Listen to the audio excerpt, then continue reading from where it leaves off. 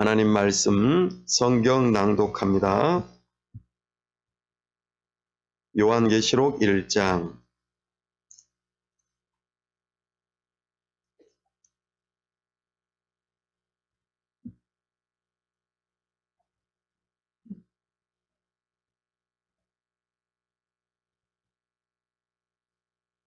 네, 우리 함께 요한계시록 1장 1절에서 4절 말씀입니다. 한 절씩 교독하겠습니다. 예수 그리스도의 계시라.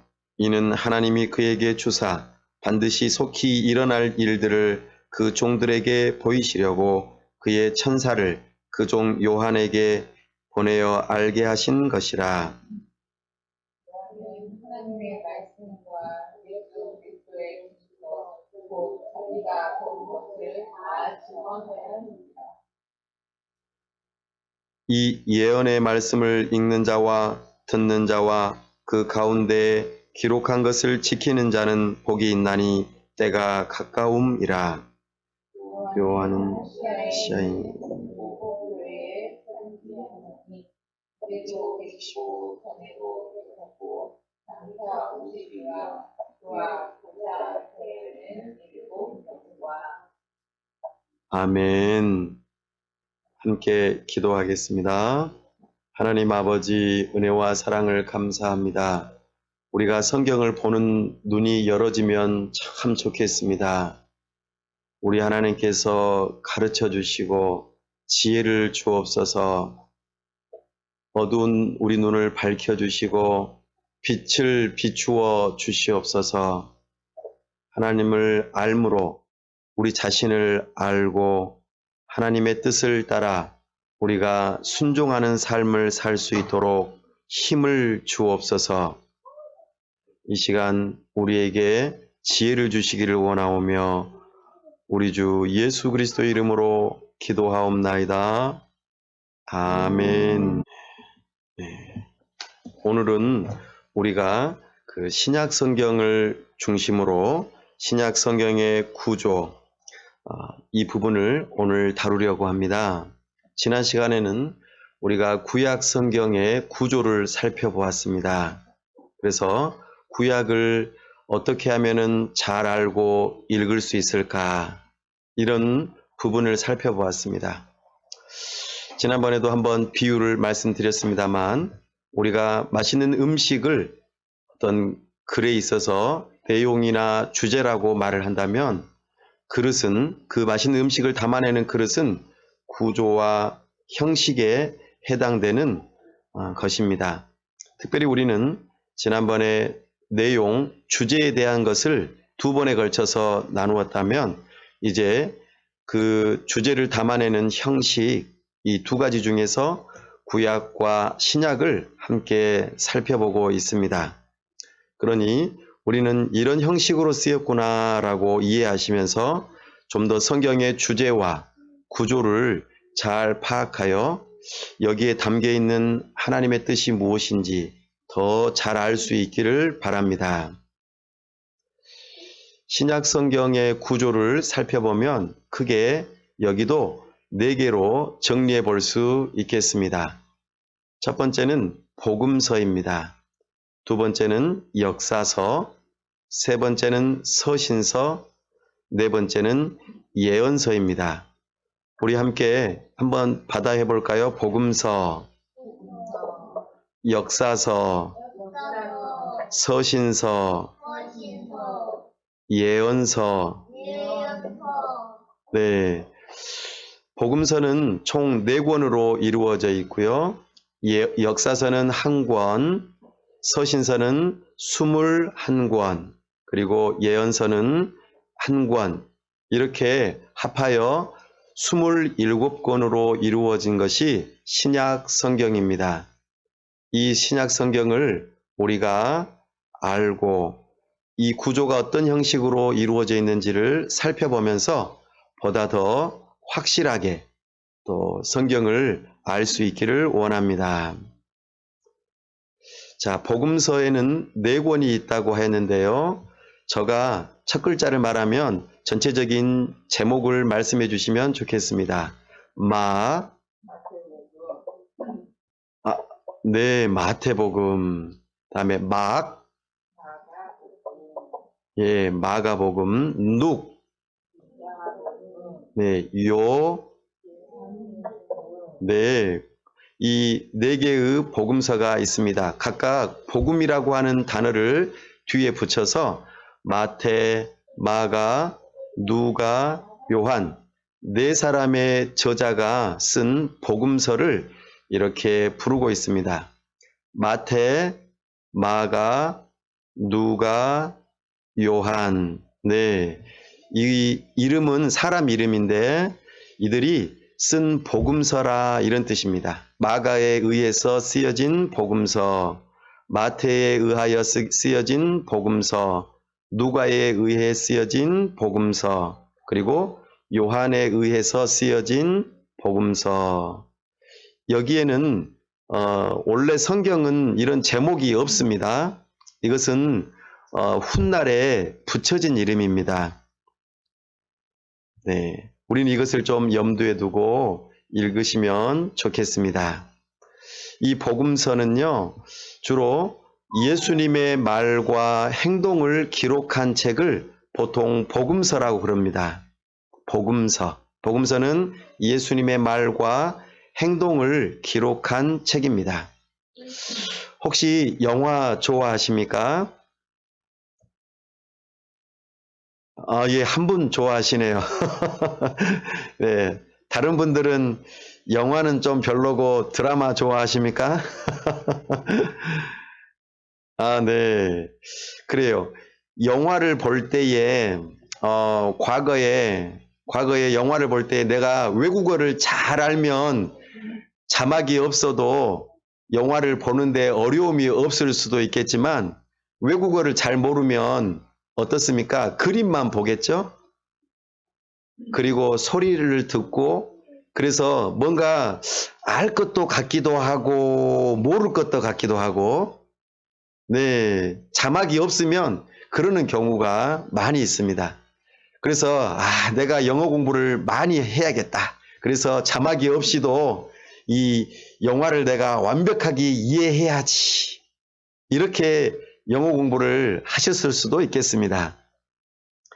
그러나 나는 공부는 무슨 공부, 나는 영화 보는 것으로 만족할래 하면서 나는 자막을 열심히 볼 거야. 이렇게 하신 분들도 있으셨을 것입니다.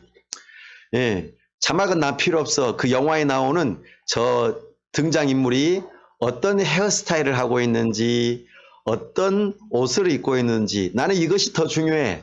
그리고 그 이야기가 진행되고 있는 그 배경, 어느 도시에서 어떤 일들이 일어나는지 나는 그런 것이 더 중요해. 그러니 대사는 필요 없어. 이렇게 이야기할 수 있을지도 모르겠습니다. 이 사복음서는요, 마치 자막이 없이 외국 영화를 보는 것과 같은 그런 역할을 해줍니다.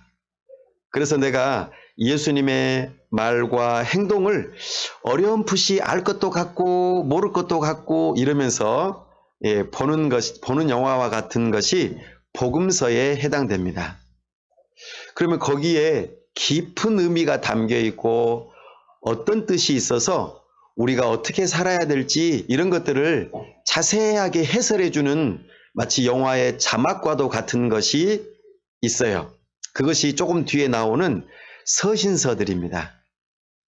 네, 그러니까 자막이 없이 영화를 보시는 분들도 있고 자막이 있이 영화를 보시는 분들도 있는데 그것이 복음서와 서신서의 좀 차이점이라고 말씀드릴 수 있겠습니다. 복음서는 예수님의 승천 이후에 약 30년에서 60년 사이에 이 4명의 저자가 기록한 것입니다. 마태는요, 유대인입니다. 세리였고요.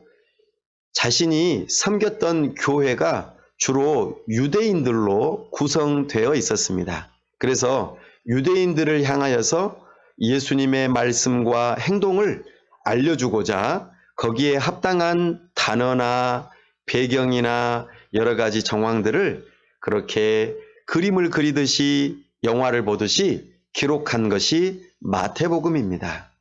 그리고 마가복음은 마가가 또 또 누가도 마찬가지고요.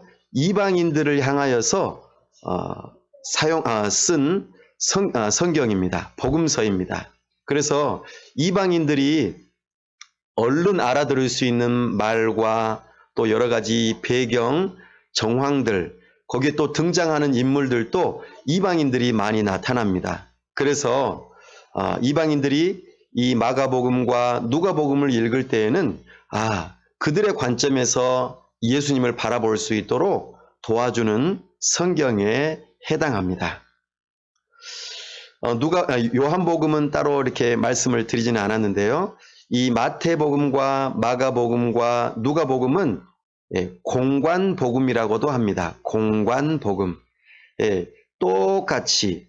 그래서 아주 비슷하게 예수님의 행적, 태어날 때부터 시작해서 그다음에 돌아가시고 부활하시고 승천하시는 그런 모든 모습들이 비슷하게 이어져서 공관복음이라고 합니다. 또 요한복음은 조금 성격이 다릅니다. 예수님의 그 마지막, 그러니까 십자가에 못 박혀 돌아가시기 그 전에 한 3년 정도의 집중을 많이 하고 있습니다. 그래서 좀 다른 성격을 띠지만 예수님의 말씀과 행동에 대해서 자세히 기록하였습니다. 마태복음에서는 예수님을 바라보는데 왕이신 예수님을 보게 하시고, 마가복음은 종이신 예수님을 보게 하시고, 누가복음은 인자이신 예수님을 보게 하고, 요한복음은 하나님의 아들이신 예수님을 볼 수 있도록 여러 가지 다양한 관점으로 보게 하였습니다. 사복음서를 읽어 가실 때에는요, 서로가 비교해서 읽어보시면 참 좋습니다. 그래서 똑같은 사건을 어떤 식으로 표현하고 있는가. 그래서 마태복음에, 마가복음에, 누가복음에 어떤 식으로 서로 겹쳐서 이야기를 하고 있는지, 또 똑같은 이야기를 함에도 불구하고 어떻게 표현을 달리하고 있는지, 이런 것들을 비교해서 읽어보시면 성경을 풍성하게 발견하고 거기에서 의미를 찾아내실 수 있습니다. 그래서 우리는 종종 성경을 보시면 거기에 해당되는 본문과 연결 지어져 있는 다른 성경의 본문들이 기록되어져 있는 것을 가끔 발견하곤 합니다. 이런 것들을 우리가 유심히 살펴볼 수 있으면 좋습니다. 또한 예수님 당시의 역사적인 상황, 로마가 이 이스라엘을 다스리는 식민지로 다스리고 있는 이 시대적인 배경을 고려해서 읽어가 보면 상당히 의미가 입체적이고 풍성하게 보일 수 있습니다. 마치 과거에 흑백 텔레비전으로 텔레비전을 보면서 그 상황들을 파악했던 것과 컬러 텔레비전으로 또 바라보았을 때의 느낌, 또 오늘날 UHD 화면으로 굉장히 선명하고 또한 입체적으로, 심지어는 VR 기술로 입체적으로 내가 돌아다니면서 마치 그 공간에 있는 것처럼 그렇게 보게 해주는 그런 비전도 있습니다. 이처럼 입체적으로 보고 싶을 때 역사적인 상황이나 또 서로 비교해서 보거나 또는 예수님의 신성과 인성의 특징을 구별해서 살펴보거나 또 예수님의 구속 사역에 해당되는 것은 무엇이고 제자를 어떻게 양육하셨는가, 이런 관점으로 복음서를 읽어가다 보면 상당히 풍성하고 입체적으로 이 복음서를 바라보며 예수님을 알아갈 수 있습니다. 근데 거기에는 숨겨져 있는 뜻들이 많이 담겨 있기 때문에 우리는 반드시 더 자세한 의미를 파악하고 싶으시면 서신서로 가셔서 읽어보시는 게 매우 중요합니다. 그러면 이 서신서와 또 이 복음서가 서로 연결이 되어져서 의미가 더 풍성해집니다. 뿐만 아니라 이 복음서는요, 구약에서 예수님을 보내주겠다, 여자의 후손을 보내주겠다고 약속했던 예언들이 계속해서 성취되는 일들이기 때문에 곳곳에 이 복음서에는요, 구약 성경과 연결 지어지는 관주들이 있습니다. 관주라고 하는 것은 이 성경에서 예수님께서 어떤 일을 성취하셨는데 이 성취하신 내용과 말씀이 구약 어느 부분과 연결되어 있는지 아주 조그마한 글씨로 해당되는 본문 밑에다가 써놓은 것입니다. 이것들을 서로 같이 읽어가다 보면 너무나 재미있습니다. 구약과 신약이 서로 연결되어지기 때문입니다. 그럼 과거에 이런 일이 있었구나, 이런 약속을 하셨구나, 그런데 이것이 여기에서 이루어졌네 하면서 성경의 전체적인 입체감이 있게 다가올 것입니다. 이것이 성경을 보는 어떤 눈, 구조를 바라보는 관점입니다. 또 하나의 신약 성경의 구조가 있습니다. 역사서입니다. 역사서는 한 권만 있습니다. 예, 제가 행하면은 그게 어떤 성경인지 한번 말씀해 주세요.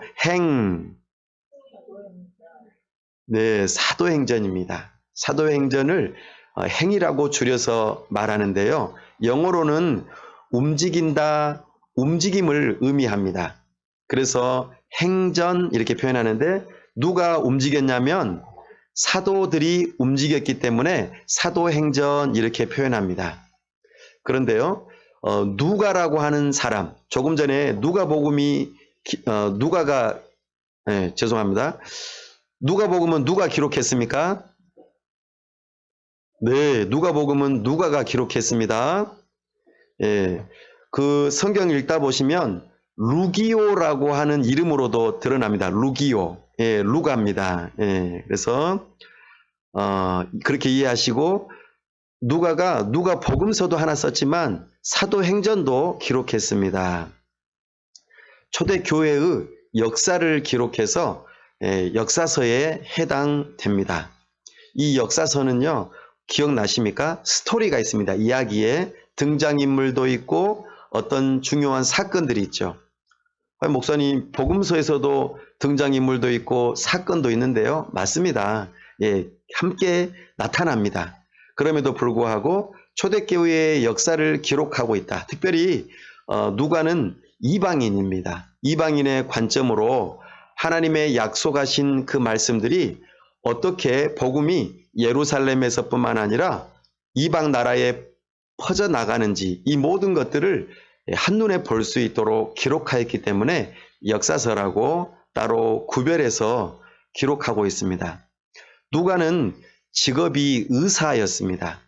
사도 바울의 주치의였습니다. 누가는 의사 선생님이었기 때문에 관찰력이 매우 뛰어납니다.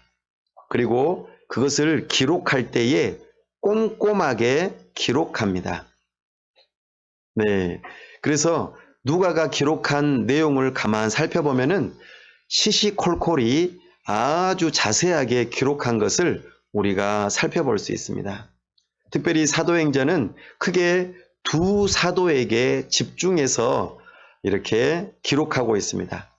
다른 사도들도 나오기는 하지만 또 어떤 집사님도 나오고 여러 등장인물들이 등장하지만 주된 인물이 두 사람이 있습니다. 사도행전의 1장에서부터 12장까지는 베드로를 중심으로 모든 역사가 기록되어져 있습니다. 그리고 사도행전 13장에서 28장까지는 바울을 중심으로 바울이 마지막 사도로서 부름받아서 그렇게 어떤 일들을 하였는지 선교의 역사가 기록되어져 있습니다. 누가는 이런 것들을 어떻게 다 기록할 수 있었을까요? 네, 당시에 누가가 다 따라다니지는 못했지만 그동안 바울이 감옥에 갇혀 있는 동안에 여러 가지 역사적인 정황들이나 증인들을 다 찾아보면서 실제적으로 답사하고 그런 상황들을 듣고 난 다음에 또 직접 본인이 경험했던 것들을 바탕으로 성령의 감동으로 쓰여진 것이 사도행전입니다. 약 30년 동안 예루살렘부터 로마까지 선교가 되어지는 그 모든 여정들을 여기 사도행전에 담아 놓았습니다. 이 사도행전은요, 구약에 나타난 역사서와 서로 연결이 잘 되어져 있습니다. 그리고 교회의 사명인 세계 선교를 완수하는 일에 있어서 하나님께서 뜻하시는 바들을 계속 하나님께서 일하고 계시구나. 그래서 사실 이 사도행전을 성령행전이라고도 합니다. 왜냐하면 예수님께서 복음서에서 나타난 바와 같이 우리의 구원을 위해서 일을 하셨다면 이제는 하나님 보좌 우편으로 돌아가신 다음에 성령 하나님을 약속대로 보내주시고 성령 하나님을 통하여서 그 모든 구원의 일을 한 사람 한 사람, 특별히 교회를 중심으로 그 일들을 하도록 성령 하나님께서 일하셨기 때문에 성령행전이라는 별명도 붙어 있습니다. 참으로 하나님의 구원의 역사가 시간의 흐름 또 교회를 중심으로 하나하나 이루어져 가고 있음을, 그래서 우리가 사도행전을 읽어가면 읽어갈수록 복음 전파의 주체가 정말 성령 하나님이시고 우리 예수님께서 뜻하시는 바대로 교회가 세워져 가는 것을 우리가 바라볼 수 있고, 그 복음 전파의 대상이 점차적으로 유대인에게서 이방인들로 발전되어져 가고 하나님의 나라가 확장되어져 가는 것을 바라볼 수 있게 됩니다. 무엇보다도 하나님 나라의 확장, 교회가 세워지는 일에 있어서 가장 중요한 방법은 바로 하나님의 말씀과 기도의 근거에서 이 하나님의 나라가 이루어진다는 것을 우리에게 알려줍니다. 교회를 중심으로요. 그래서 교회가 세워지는 원리와 당시의 정황들을 이해하고 오늘날 교회가 세워지는 그 모델들을 바라보면서 우리는 교회를 어떻게 세워야 할까? 교회의 가장 기초가 되는 하나님의 말씀과 기도로 이 교회가 세워지고 또 사랑하는 제자들을 통하여서 이 교회가 기둥과 같은 일꾼들을 통하여서 교회가 세워지고 나아가 세상의 빛으로서 교회의 건물의 지붕과 같이 세상에 빛을 발하면서 교회가 이 세상에서 꼭 필요한 교회로서 그런 사명들을 감당하는 모습으로 사도행전에서는 이런 모습들을 하나하나 기록하고 있습니다. 서신서는 말씀드렸던 것과 같이 복음서 또 역사서에 해당되는 그 모든 내용들, 이것이 영화와 같다면 등장인물도 나오고 배경도 나오고 여러 가지 사건들이 나오는데 이것을 자막을 붙여주어서 어떤 의미를 가지고 있고 그래서 하나님의 뜻을 밝히 더 알 수 있도록 서신서가 기록되어져 있습니다. 서신서는 총 21권입니다. 바울 서신과 일반 서신으로 나누어집니다. 바울 서신은 13권, 일반 서신은 8권입니다. 우리 바울 서신의 제목을 또 한번 읽어보도록 하겠습니다. 주로 교회를 향하여서 쓰여진 서신서가 있는데요. 롬, 고전, 고후, 갈, 앱, 빌, 골, 살전, 살후. 네, 여기는 전부 다 교회들을 향하여서 편지를 보냈습니다. 로마 교회, 고린도 교회, 갈라디아 교회, 예베소 교회, 빌립보 교회, 골로새 교회, 데살로니가 교회.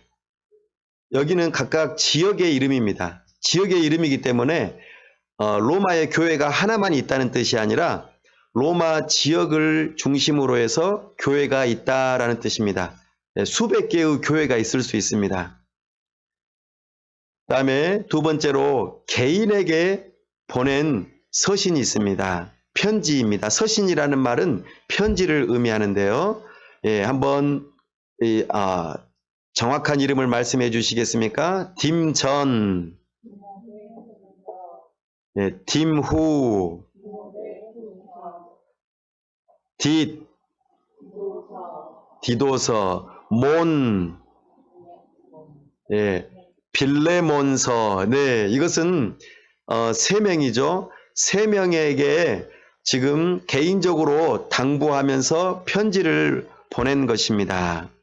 그리고 바울이 아닌 다른 사람들이 쓴 서신서를 일반 서신서라 하고 8권이 있는데 주로 교회를 향하여서 편지를 보냈습니다. 희, 약, 뱃전, 뱃후,